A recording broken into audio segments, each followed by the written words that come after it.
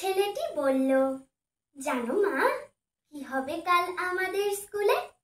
শিক্ষকদের বরণ করব উপহার আর ফুলে, দেব বক্তৃতা, প্রণাম করব, তারপরে গাবো গান।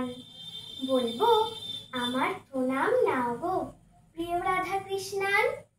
রাধা কৃষ্ণান, রাধা কৃষ্ণান, তুমি জ্ঞান, তুমি আলো। আজ ভারতের শিক্ষাঙ্গনে নতুন প্রদীপ জালো। তিনি বলেছেন, আনন্দ সুখ পেতে হলে চাই জ্ঞান। বই হলো মই উপরে ওঠার, বই জীবনের ধ্যান। বই মনে জমা কুইচ্ছেগুলো ভেঙে করে খান খান। এ কথা বলেন আমাদের প্রিয় গুরু রাধা কৃষ্ণান।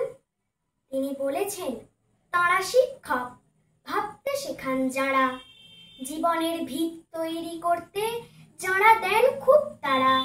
তিনি বলেছেন, শিক্ষক ছাড়া তৈরি হয় না দেশ, শিক্ষকরাই পারেন তাড়াতে মনে জমা বিদ্বেষ।